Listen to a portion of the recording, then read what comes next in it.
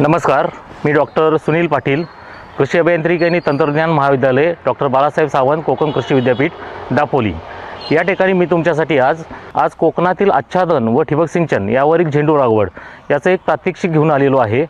आपणास माहीत आहे, कोकणामध्ये झेंडू लागवड जर आपण वेळेत केली तर आपल्याला त्यापासून भरघोस उत्पादन मिळते। आपण जर डिसेंबरच्या शेवटी झेंडू लागवड केली तर आपल्याला झेंडूपासून शिवजयंती असेल, महाशिवरात्री असेल किंवा त्यानंतर येणारा शिमगा यावेळी भरपूर विक्री होऊन आपल्याला त्यापासून भरपूर उत्पादन मिळू शकते। कोकणामध्ये झेंडू लागवड करत असताना आपल्याला सुरुवातीला डिसेंबरमध्ये त्याची रोपे तयार करून घेणे अत्यंत आवश्यक आहे। आणि रोपे तयार करून घेताना आपण घरच्या घरी रोपे तयार करण्यासाठी आपण मीडियम किंवा छोट्या ट्रेचा वापर करू शकतो।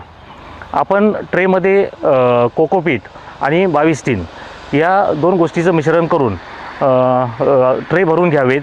ट्रे भरून घेण्याआधी कोकोपीट स्वच्छ धुवून घ्यावे, त्याचा जो विद्युत वाहकता आहे ती कमी करावी, जेणेकरून ती 0.5 डेसिसायमन प्रति मीटरच्या खाली यावी आणि रोपाची उगवण चांगली व्हावी।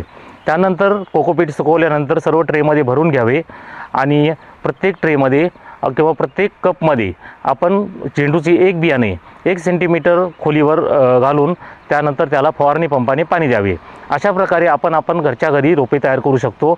आपण तयार केलेली रोपे 15 ते 20 दिवसामध्ये लागवडी योग्य तयार होतात। झेंडूसाठी बेड बनवताना आपण 70 सेंटीमीटर रुंद व 15 ते 20 सेंटीमीटर उंच बेड बनवावा। त्यामध्ये इनलाइन लॅटरलचा वापर करावा। इनलाइन लॅटरलमध्ये 50 सेंटीमीटर लांब व 4 लिटर विसर्ग असणाऱ्या ठिबकचा वापर करावा व त्यानंतर 25 मायक्रॉन व 90 सेंटीमीटर रुंद अशा मल्चिंग पेपरचा वापर करावा। मल्चिंग पेपर टाकताना सिल्वर बाजू वरती येईल याची काळजी घ्यावी। त्यानंतर झेंडूची लागवड करताना 2 झाडातील अंतर 50 सेंटीमीटर व दोन झाडातील अंतर 30 सेंटीमीटर व 2 ओळीतील अंतर 50 सेंटीमीटर राहील याची काळजी घ्यावी।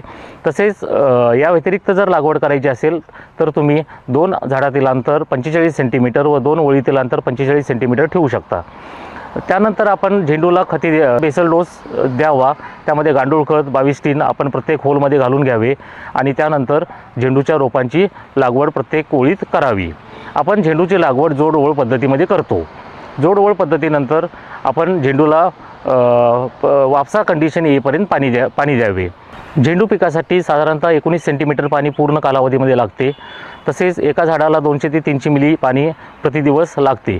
झेंडू पिकापासून एका झाडापासून आपल्याला 200 ते 250 ग्रॅम फुले मिळतात व प्रति हेक्टरी आपल्याला 87 क्विंटल प्रति हेक्टरी उत्पादन मिळू शकते। साधारणतः मार्केट भाव धरला तर झेंडू पिकासाठी आपल्याला 2,04,000 रुपये खर्च येतो आणि त्यापासून आपल्याला 3,32,000 रुपये नफा मिळतो, म्हणजे 1.63% आपल्याला नफा मिळतो। तसेच झेंडू पीक जर आपण आच्छादनावर घेतले तर पिकांच्या मुळांच्या कक्षेमध्ये तणांची वाढ होत नाही व त्या ठिकाणी चांगले मायक्रोक्लायमेट तयार होऊन उत्पादन चांगले येते। झेंडू पीक ज्यावेळी सुरुवातीच्या अवस्थेत असते त्यावेळी आपण त्याची जर शेंडा काटला किंवा खुंटला तर झेंडूपासून जास्तीत जास्त फुटवे येतात व आपल्याला जास्तीत जास्त फुले मिळतात। अशा प्रकारे झेंडूचं आपण व्यवस्थापन करू शकतो।